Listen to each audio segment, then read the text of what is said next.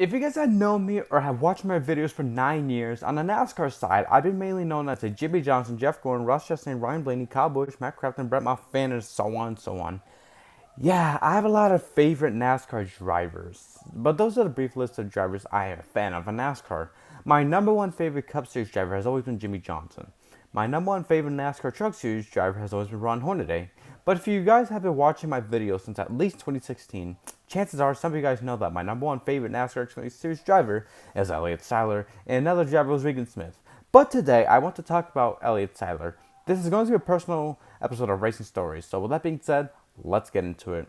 Before 2011, Elliott Sadler has had a weird Cup Series career. Despite having 3 wins in Cup, it's been a strange career with him bouncing around and struggling.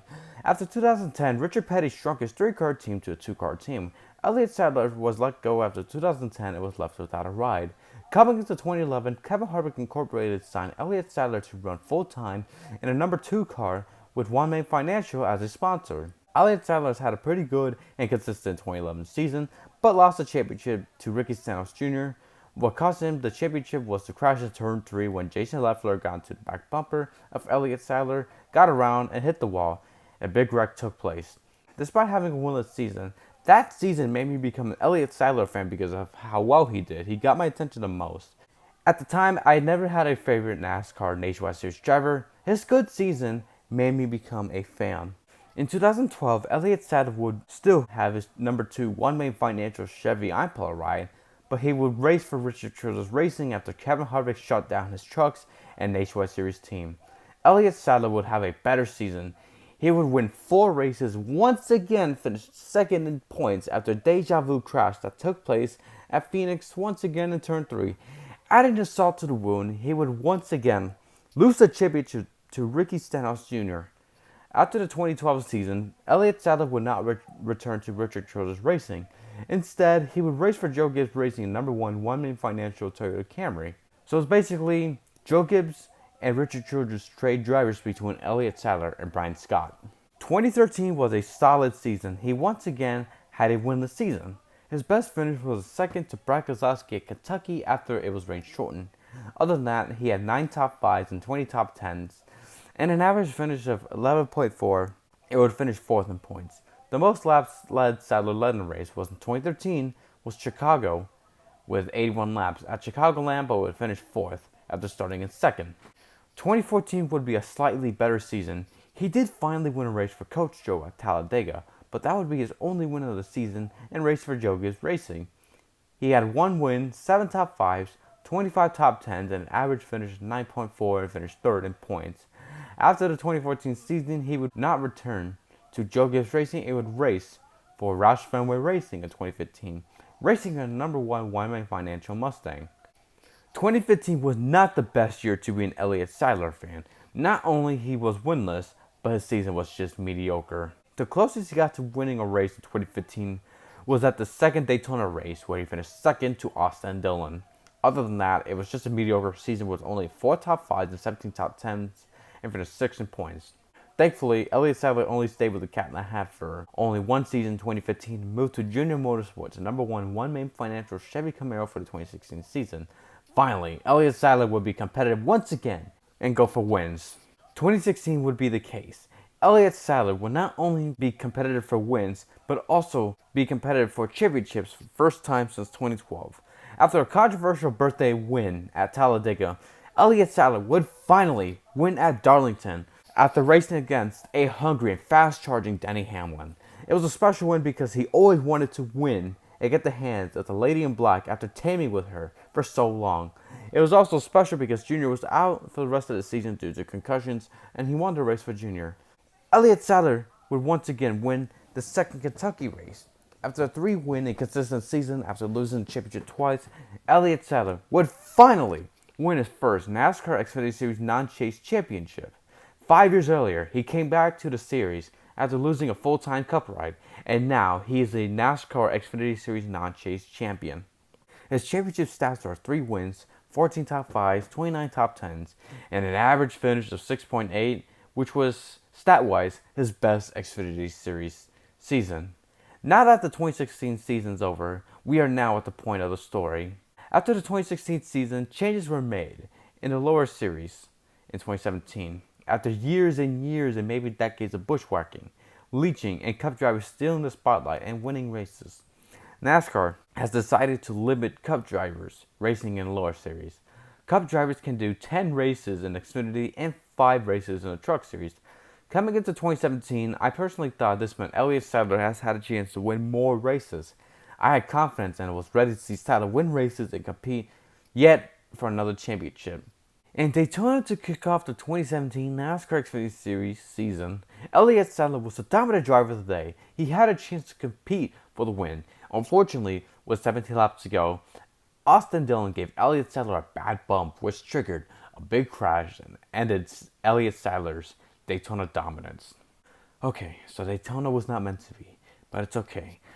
We were in the beginning of the season. I'm sure he's got plenty of time to win a race in the early stages of the season. After Daytona, Elliott Sadler would still finish top 5s and top 10s, however, no wins. The next race he would go for the win was at Talladega. Despite a clean race and avoiding trouble, he was a factor for the win against Eric Almirola, a Cup driver. Unfortunately, he finished second to a Cup driver, didn't go back-to-back at Talladega. These freaking Cup drivers racing in the lower series. If it wasn't for the Cup drivers racing in the lower series and Almirola not being there, he could have won that damn race. Ugh. I'm not sure if I would count Michigan as a race he could have won because it was a battle between Denny Hamlin and William Byron. If Hamlin, a Cup driver, did not win or race at Michigan, Sadler would finish second to William Byron. So no, I would not count Michigan as, oh, Sadler could have won this race moment. Daytona 2 was a race that had a terrible ending due to that god-awful green-white checkered line at the backstretch. Not only that, they waited until they crossed the line. But I'm not sure if I would count that win if Sadler could have won because, you know, who knows. What if Byron still won the race regardless? Man, being a Sadler fan when it came to Daytona was just so freaking rough. God damn it. Coming to Indianapolis, NASCAR decided to make the Xfinity Brickyard 250 race a restrictor plate race to prevent boring racing like 2012 and through 2016. Speaking of 2012, Elliott Sadler could have won the inaugural Indianapolis 250 if it wasn't for NASCAR screwing him over for a restart violation while being pushed. It happened in lap 1, yet nobody got penalized. It's still bullshit that Sadler got screwed by NASCAR and drivers pushing him. So how about 2015? He finished 4th at Indy behind 2 Cup drivers of Paul Menard and Joey Logano. If it wasn't for Menard and Logano, Sadler would still finish to Byron again. Man, this Byron kid is built different. In the second Bristol race, Elliott Sadler finished 3rd behind Kyle Busch and Daniel Suarez, 2 Cup drivers. How can he be winless for this freaking long? The way he loses is starting to piss me off thanks to being unlucky in these fucking Cup drivers. There's no way he's being screwed this bad. In Texas 2, Elliott Sadler finished 4th behind 3 Cup drivers of Erik Jones, Ryan Blaney, and Kyle Larson. That could have been his 3rd or 4th win of the season. Unfortunately, that was not the case. Even though Elliott Sadler got his 2nd consecutive Xfinity Series non-chase championship of his career by being the most consistent driver of the season, and how unique it was to see him win the title despite having no wins. I still think about the races he could have won in 2017. But that was life of being an Elliott Sadler fan, so yeah. In 2017, so yeah. Despite being winless, his championship stats are 12 top 5s, 25 top 10s, and an average finish of 9.4. Oh well, on to 2018. Coming into 2018, Elliott Sadler was once again expected to become a race-winning contender and championship contender. Oh, and by the way, I believe in 2018, Xfinity Series changed that Cup drivers can do the Xfinity race for 7 races. Well, here we go, Daytona again. Got 2 chances to win at Daytona. Daytona was a crazy race to be an Elliott Sadler fan. Sadler kept it nice and clean, but it was a wild one. One moment, he was at least up front and spun. I personally thought his race was over, but thanks to various amount of dumb crashes and stupidity, well, 5 attempts of green-white checkering, he was in contention to win at Daytona. Reddick still out front. Here comes the 16 of Ryan Reed. Oh, this is going to be a photo finish, guys. We're going to bring this one right down to the line. Coming off of turn 4. High side of the white car is Reddick. Trying to get his 2nd career win of the season opener at Daytona. But to the inside, it's Elliott Sadler. A photo finish. Reddick's going to edge him out. And Tyler Reddick at the line pulls it off. Woohoo! Wow. Look at that. Junior Motorsports, another win on a quake track. And Elliott Sadler, another second-place finish. His third in a row. Wow. Despite the finish being amazing historical, it is painful to see Sadler come up short in an historical finish. It was the closest finish in NASCAR history, and Sadler finished second. Fontana was a frustrating and angry race for me because of Cup drivers Joey Logano and Austin Dillon being there.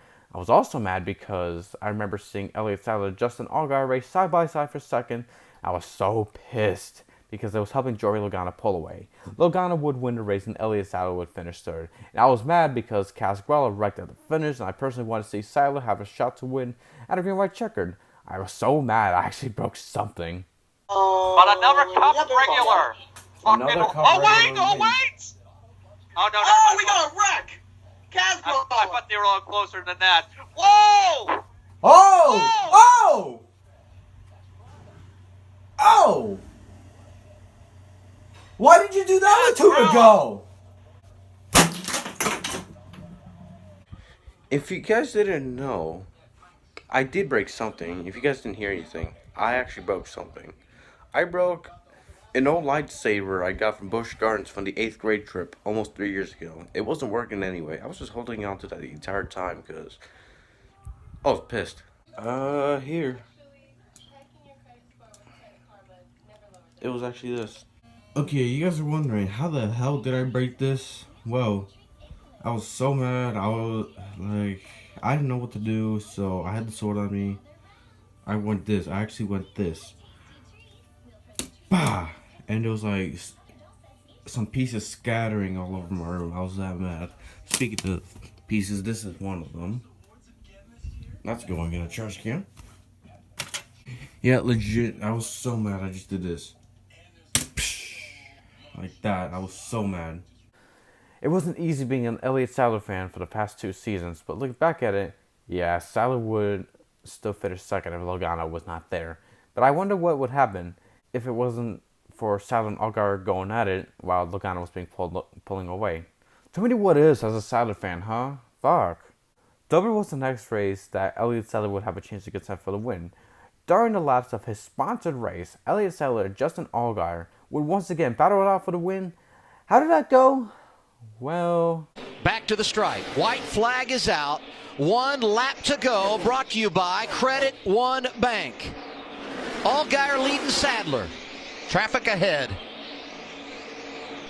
Elliott looking to the inside. Allgaier closes him off. Can Sadler get there?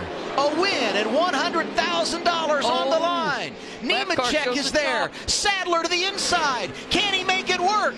Contact. Sadler goes sideways and Allgaier wins it at Dover. Race. What a race. All right. Same song and dance, huh? Could be worse. No. Wait. Hey. Wait. I really don't want to revisit this race. I really do not want to. Out of all the things that pissed me off so much as an Elliott Sadler fan, this was it. I was so furious that the finish, for one reason, and furious for another reason. As much as I don't want to revisit this, I might as well just give you guys some context. Here we go. So throughout the race, Elliott Sadler has been getting help by Chase Elliott. At the time for a bit, I used to hate Chase Elliott because of his fans being biased. Oh boy, Chase Elliott fans got worse sadly. Anyway, so Chase Elliott was with Elliott Sadler throughout the night, but then Chase Elliott blew up, so Elliott Sadler was on his own. So after that last big wreck took place, it was green-white checker time. Once again, Elliott Sadler was in contention for a win, but Justin Haley made a 3-wide move and won the race. I was furious because Elliott Sadler got beat by Justin Haley, and back then I used to hate Justin Haley because I thought he was just cocky or rude or whatnot. I don't know, so yeah. Then Haley did his burnout, then there was controversy as usual, and NASCAR gave Kyle Larson the win because yet another BS yellow line rule moment.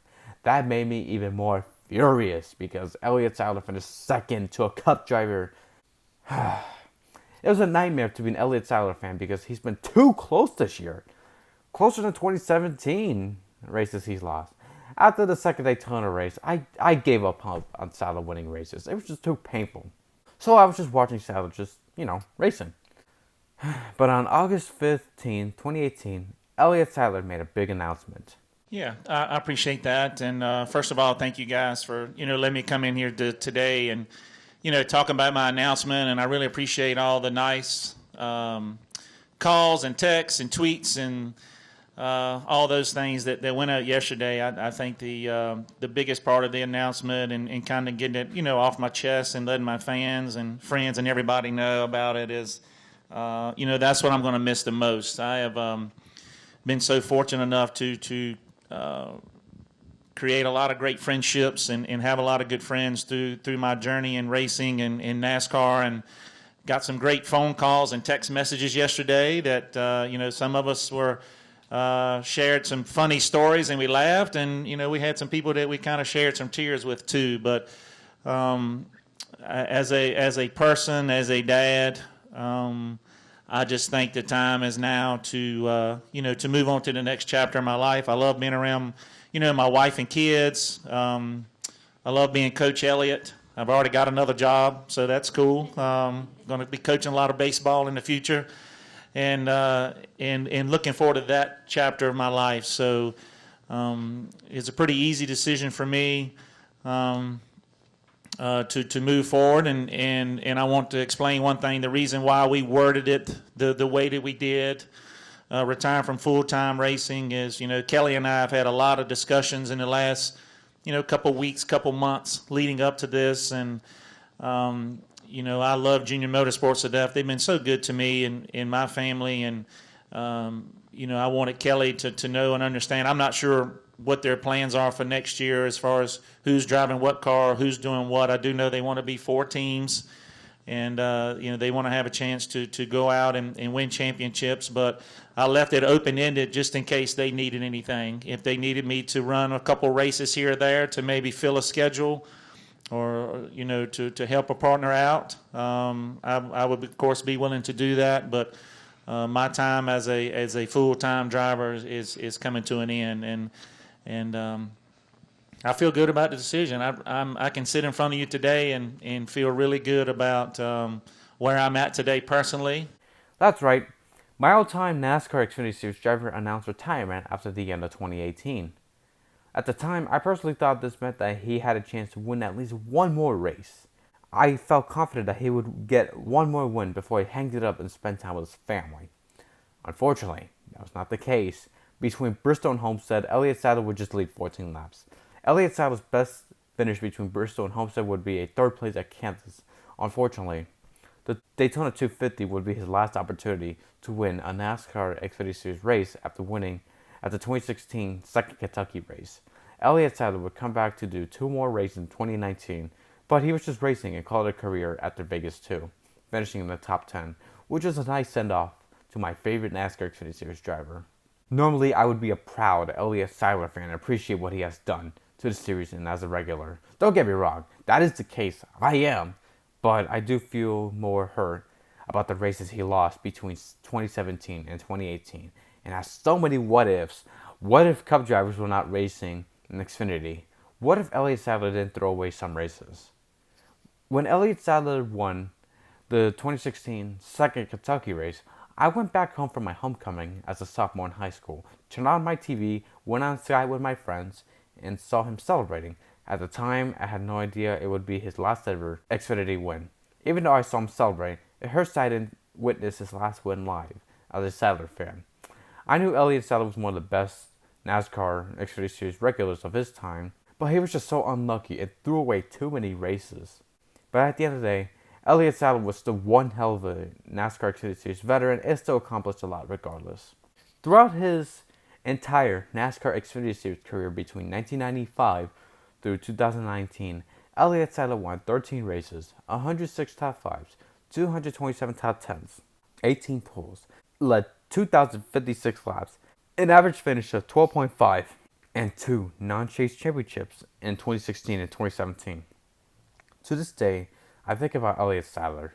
I miss him. Whether I play some NASCAR games, I would play as Elliott Sadler, As a motorsports diecast collector, my goal is to get as many Elliott Sadler NASCAR Nationwide Series and Xfinity Series diecasts as I can. Same with Regan Smith. I personally think Elliott Sadler deserved to be in the NASCAR Hall of Fame thanks to his accomplishments in the Nationwide Xfinity Series. He was just that damn good of a driver and nobody could take that away. Thank you, Elliott Sadler. No matter how wild the roller coaster was to watch you race in a series, I never stopped rooting for you. You will always be my #1 favorite driver in a NASCAR Xfinity Series.